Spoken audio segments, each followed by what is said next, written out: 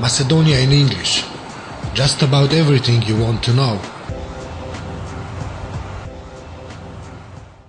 SDSM nominated Data Verification Commission members resign. Blagoja Geszowski and Janakia Witanovski, the Data Verification Commission members nominated by SDSM, resigned from their posts. Our basic remarks about the work of the Data Verification Commission are tendentiousness and selectivity. Tome Agiev has illegally served as the chair of the Data Verification Commission for nearly a year and a half, though his term had expired. Such operations have turned the Data Verification Commission into an instrument the government uses to publicly label and confront those who think differently, Witanovski stressed. According to him, the Venice Commission's opinion that the lustration law is wrong exactly because it offers opportunities for political manipulation of facts, confrontation, retaliation and false labeling further shows that the lustration process in Macedonia is being abused. Geszowski said they have been unsuccessful for 18 months in their efforts to change something in the Commission. According to him, a great number of current officials were left out on purpose on several occasions because the Commission members were simply outvoted. On the other hand, Agiev said the Commission will have a quorum despite the resignations. He claims that the Commission he chairs is legitimate because it is not a political body.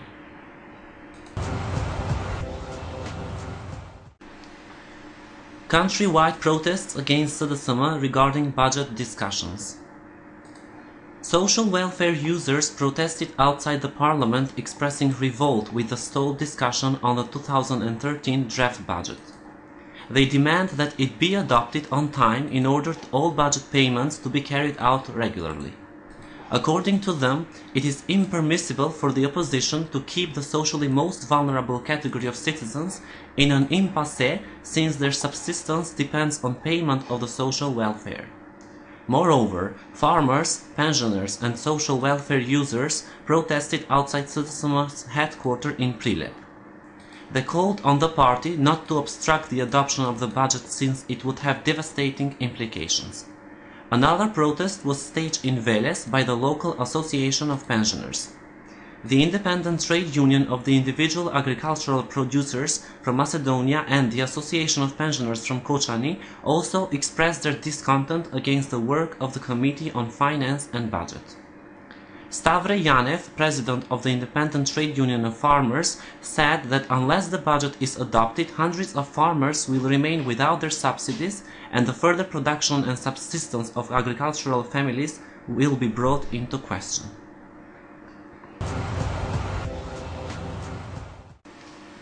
Pustet's mayor on Macedonian rights in Albania.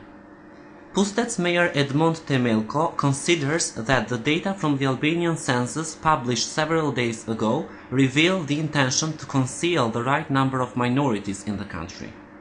Macedonians and other ethnic communities' representatives consider the census a forgery. Approximately 400,000 citizens in Albania couldn't declare themselves as belonging to any ethnic community.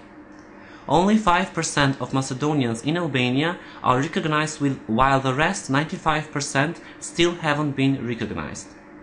According to the analysis and the activities on field, there are approximately 150,000 Macedonians in Albania, considers Temelko.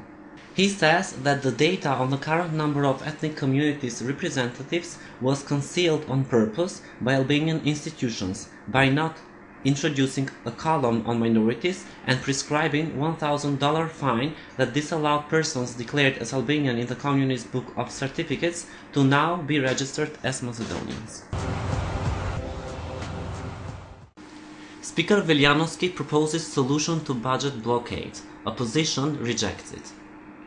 Parliament Speaker Trajko Veljanovski at Monday's coordination meeting put forward a proposal envisaging the Finances and Budget Committee and Legislative Committee to end debates on amendments to the 2013 budget by tomorrow evening.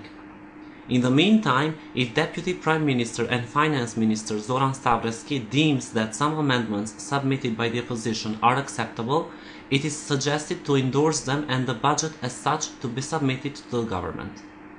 On the other hand, the government should review the opposition's proposal and a new coordination meeting to be scheduled in the parliament on Wednesday morning, where the government's response to the proposal would be discussed. The opposition rejected the proposal, saying that no timeframes were needed, since the Finances and Budget Committee was functioning adequately, according to information from the Speaker's cabinet. The opposition insists its proposal on cutting down budget expenditures to be backed. Minister of Finance criticizes opposition's attempt to block the budget. SDSM submitted a document to the government, which is not really a document, an appeal or a way to unblock the 2013 budget, but an attempt to additionally strengthen its blockade. This is the way Vice Prime Minister and Minister of Finance Zoran Stavreski evaluates SDSM's proposal on the budget savings that they submitted to the government. The position of SDSM offers an ultimatum to either accept all their demands or the amendments will not pass, so the 2013 budget will not be adopted. It is a destructive opposition and another attempt to avoid adopting the 2013 budget, said Stavreski. According to him, their proposals include cuts in sectors which would not mean complete loss of the healthcare, among others, where they propose a decrease by 80 million euros, as well as not realizing projects which are part of the government's program.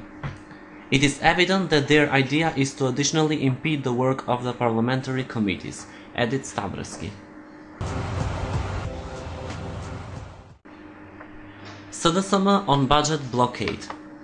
SDSM parliamentary group coordinator Igor Ivanovsky said that the oppositional party submitted a proposal to the government on budget savings and expects a response in relation to it. SDSM parliamentary group does not renounce their proposal, according to which, as MP Ivanovsky said, there would be a cut by 204 million euros in the projected draft budget planned for monuments, furniture or advertising. He added that unless their proposal on budget saving is accepted, the opposition will rely on the amendments. According to him, the oppositional MPs will work on the amendments and will not allow violent and unprofessional behavior of the Legislative Committee. It is a lie that the pensioners, the redundant workers and other categories won't be paid their money, said Ivanovsky, and as an example he pinpointed 2003, when the budget was adopted on 27 March due to the elections. DPA MP Imer Aliu considers that debate on the budget is being defocused because the Albanians are discriminated. They will not withdraw their 140 amendments because, according to him, they are based on the principle of legal representation. Macedonia awards Best 2012 Entrepreneurs.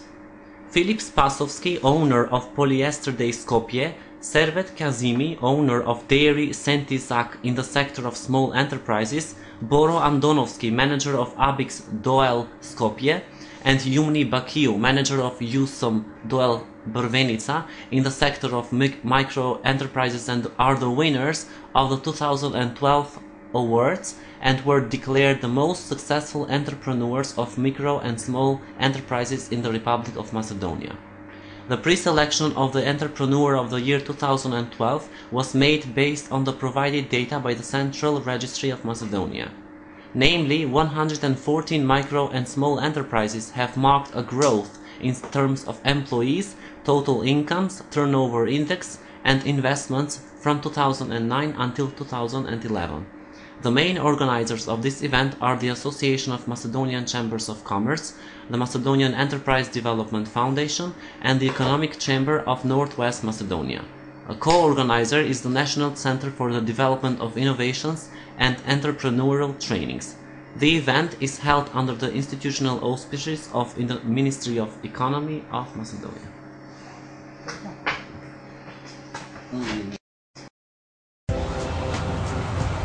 Macedonia in English. Just about everything you want to know.